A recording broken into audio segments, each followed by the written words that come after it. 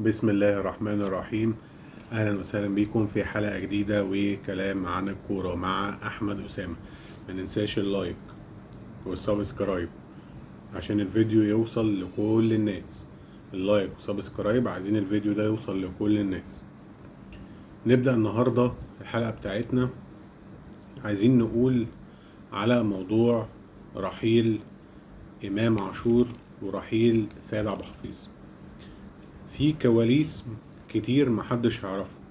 انا طبعا واحد من جمهور الزمالك اللي اكيد هبقى متضايق ان امام عاشور راح الاهلي، ده مفيش حد مش هيتضايق، اكيد هتضايق.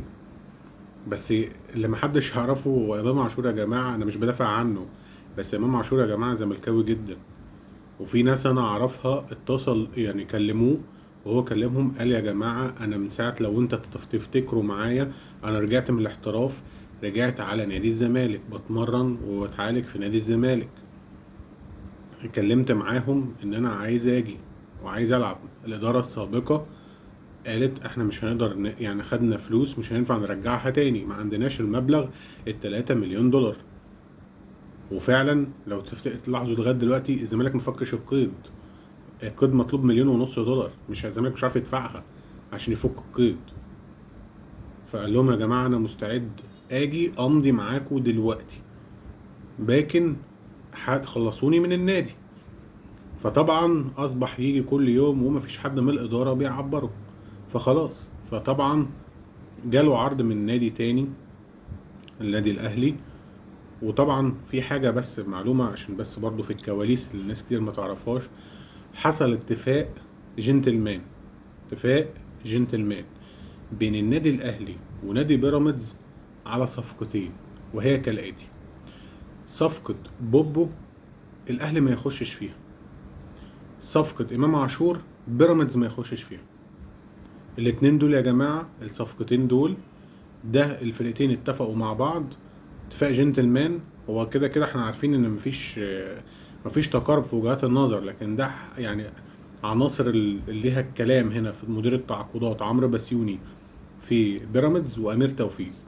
اتفقوا اتفاق جنتلمان، انا مش هخش معاك في بوبو وانت ما تخشش معايا في امام عاشور عشان ما نزايدش على بعض.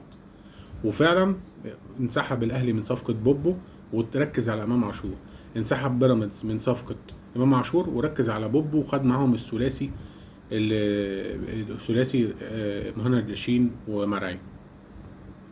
فعشان كده امام عاشور ما حدش كلمه من اداره الزمالك، هو عايز يلعب، لكن للاسف ما حدش كلمه وما حدش عرض جاله غير عرض الاهلي.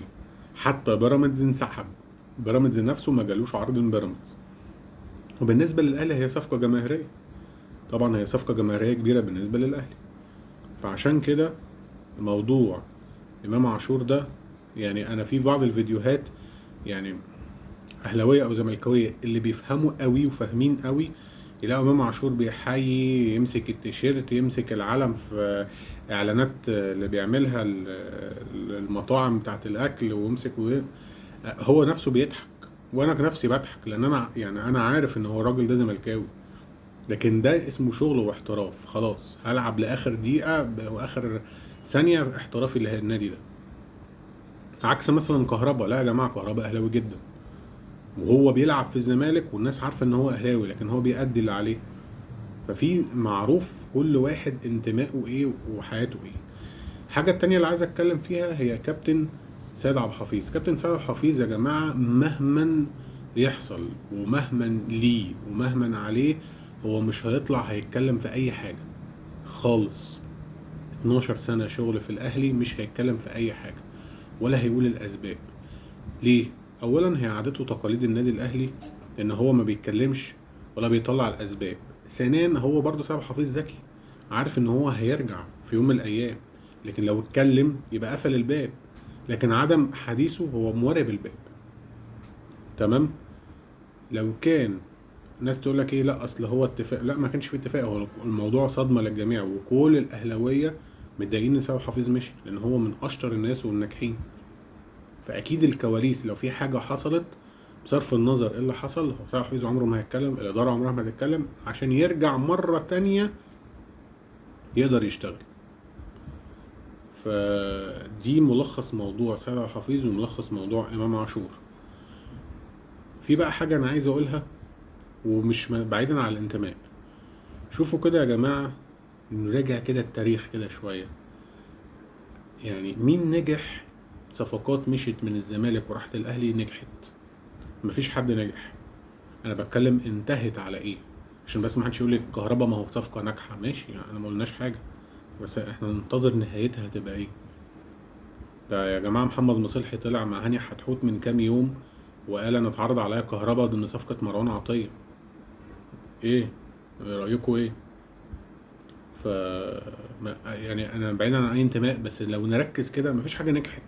هات لي صفقة واحدة نجحت. انا مش شايف حاجة صفقة بتنجح ختمت ختام ناجح كويس مع النادي الاهلي كان جاي من الزمالك. المهم ده كان كلامنا النهارده، وبشكركم. ما تنسوش اللايك والسبسكرايب، واتمنى لكم التوفيق كلكم. والسلام عليكم ورحمة الله وبركاته.